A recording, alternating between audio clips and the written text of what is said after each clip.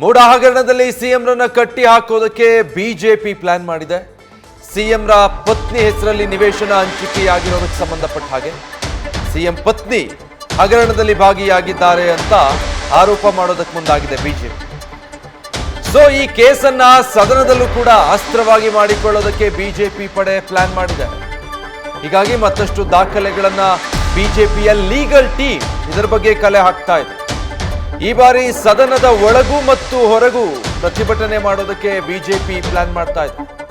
ಇದುವರೆಗೂ ಸಾಕಷ್ಟು ಪ್ರತಿಭಟನೆಗಳು ಮಾಡಲಾಯಿತು. ಮೈಸೂರಿನಲ್ಲೂ ನಿನ್ನೆಯೂ ಪ್ರತಿಭಟನೆ ಮಾಡಿದ್ರು, ಜೊತೆಗೆ ಬೆಂಗಳೂರಿನಲ್ಲೂ ಕೂಡ ಪ್ರತಿಭಟಿಸಲಾಯಿತು ಈ ಪ್ರಕರಣಕ್ಕೆ ಸಂಬಂಧಪಟ್ಟ ಹಾಗೆ. ಈಗ ಸದನದಲ್ಲೂ ಕೂಡ ಇದೇ ಪ್ರಕರಣ ಪ್ರತಿಧ್ವನಿಸಬೇಕು, ಆ ರೀತಿಯಾಗಿ ಬಿಜೆಪಿ ಪ್ಲಾನ್ ಮಾಡ್ಕೊಳ್ತಾ ಇದೆ. ಸಿಎಂರ ಪತ್ನಿ ಈ ಹಗರಣದಲ್ಲಿ ಭಾಗಿಯಾಗಿದ್ದಾರೆ ಅಂತ ಹೇಳಿ ಆರೋಪ ಮಾಡೋ ನಿಟ್ಟಿನಲ್ಲಿ ಬಿಜೆಪಿಯ ಲೀಗಲ್ ಟೀಮ್ ಮತ್ತಷ್ಟು ದಾಖಲೆಗಳನ್ನು ಕಲೆ ಹಾಕೋದಕ್ಕೆ ಮುಂದಾಗ್ತಾ ಇದೆ.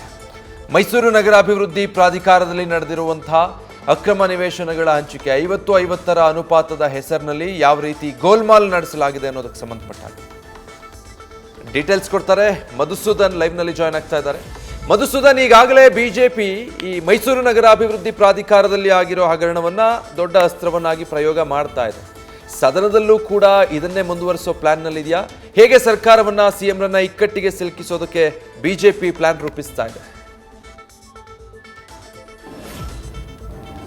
ಖಂಡಿತವಾಗ್ಲೂ ವಿಜಯ್, ಈಗಾಗಲೇ ಮೂಡಾದಲ್ಲಿ ನಡೆದಿರೋ ಅಂತ ದೊಡ್ಡ ಅಕ್ರಮ ಇದು. ಇಡೀ ರಾಜ್ಯದಲ್ಲೇ ಈ ಹಿಂದೆ ಎಂದೂ ಕೂಡ ಕಂಡು ಕೇಳರಿಯದಂತಹ ಮಹಾ ದೊಡ್ಡ ಹಗರಣ ಅಂತ ಈಗಾಗಲೇ ಬಿಜೆಪಿ ಉಲ್ಲೇಖವನ್ನ ಮಾಡ್ತಾ ಈ ಬಾರಿಯ ಜುಲೈ 15ರಿಂದ ಆರಂಭ ಆಗುವಂತ ಮುಂಗಾರು ಅಧಿವೇಶನದಲ್ಲಿ ಇದೇ ವಿಚಾರವನ್ನ ಕೈಗೆತ್ತಿಕೊಳ್ಳೋಕೆ ಮುಂದಾಗ್ತಾ ಇದೆ. ರಾಜ್ಯ ಸರ್ಕಾರಕ್ಕೆ ಮುಜುಗರವನ್ನು ತರಬೇಕು. ನೇರವಾಗಿ ಸಿಎಂ ಈ ಆರೋಪದಲ್ಲಿ ಭಾಗಿಯಾಗಿದ್ದಾರೆ. ಸಿಎಂ ಪತ್ನಿ ಹೆಸರಲ್ಲೇ ನಿವೇಶನ ಏನು ಹಂಚಿಕೆ ಆಗಿದೆ, ಇದು ಕೂಡ ದೊಡ್ಡ ಗೋಲ್ಮಾಲ್. ಕೇವಲ ಸಿಎಂ ಮಾತ್ರನೇ ಅಲ್ಲದೆ ಸಿಎಂ ಪತ್ನಿ ಪಾರ್ವತಿ ಅವರು ಕೂಡ ಈ ಅಕ್ರಮದಲ್ಲಿ ಭಾಗಿಯಾಗಿದ್ದಾರೆ ಅನ್ನೋ ಒಂದು ವಿಚಾರವನ್ನ ಪ್ರಸ್ತಾಪ ಮಾಡಬೇಕು. ಈ ಮೂಲಕ ಸರ್ಕಾರವನ್ನ ಇಕ್ಕಟ್ಟಿಗೆ ಸಿಲುಕಿಸಬೇಕು ಅನ್ನೋ ಒನ್ಲೈನ್ ಅಜೆಂಡಾವನ್ನ ಬಿಜೆಪಿಯ ನಾಯಕರು ಇಟ್ಕೊಂಡಿದ್ದಾರೆ. ಇದರ ಮುಂದುವರೆದ ಭಾಗವಾಗಿ ಈಗಾಗಲೇ ಬಿಜೆಪಿಯ ಕಾನೂನು ಘಟಕ ಏನಿದೆ, ಲೀಗಲ್ ಸೆಲ್ ಏನಿದೆ, ಆ ಲೀಗಲ್ ಸೆಲ್ನ ಟೀಮ್ನ ಒಂದಷ್ಟು ಸದಸ್ಯರು ನೇರವಾಗಿ ಮೂಡಾದಲ್ಲಿ ಆಗಿರೋ ಅಂತ ಅಕ್ರಮಗಳ ದಾಖಲಾತಿಗಳನ್ನ ಕಲೆ ಹಾಕ್ತಾ ಇದ್ದಾರೆ.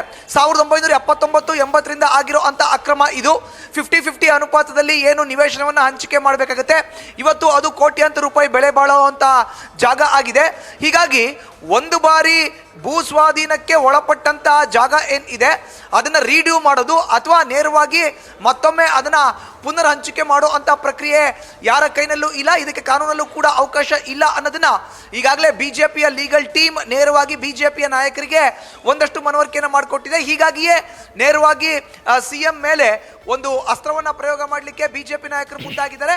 ಇನ್ನು ಜುಲೈ 15ರಿಂದ ಆರಂಭ ಆಗೋ ಅಂತ ವಿಧಾನಮಂಡಲದ ಮುಂಗಾರು ಅಧಿವೇಶನದಲ್ಲಿ ವಿಧಾನ ಪರಿಷತ್, ವಿಧಾನಸಭೆ ಎರಡು ಕಡೆಯಲ್ಲೂ ಕೂಡ ರಾಜ್ಯ ಸರ್ಕಾರದ ವಿರುದ್ಧ ಮೂಡ ಹಗರಣವನ್ನ ಇಟ್ಕೊಂಡು ಇತ್ತ ವಾಲ್ಮೀಕಿ ಅಭಿವೃದ್ಧಿ ನಿಗಮದಲ್ಲಿ ಆಗಿರೋ ಅಂತ 187 ಕೋಟಿ ರೂಪಾಯಿ ಹಗರಣವನ್ನ ಇಟ್ಕೊಂಡು ಹೋರಾಟವನ್ನ ಮಾಡಲಿಕ್ಕೆ ರಾಜ್ಯ ಸರ್ಕಾರದ ವಿರುದ್ಧ ವಿಪಕ್ಷ ಮುಂದಾಗ್ತಾ ಇದೆ. ಅದಕ್ಕೆ ಲೀಗಲ್ ಟೀಮ್ನ ಒಂದಷ್ಟು ಸದಸ್ಯರು ದಾಖಲಾತಿಯನ್ನ ಕಲೆ ಹಾಕುವಂತ ಕೆಲಸವನ್ನ ಕೂಡ ಮಾಡ್ತಾ ಇದ್ದಾರೆ ಅನ್ನೋ ಒಂದು ಮಾಹಿತಿ ನ್ಯೂಸ್ ಫಸ್ಟ್ಗೆ ಲಭ್ಯ ಆಗಿದೆ. Vijay, thank you Madhusudan. News First ನಿರ್ಭೀತಿಯಿಂದ ನಿಮ್ಮ ಪರವಾಗಿ.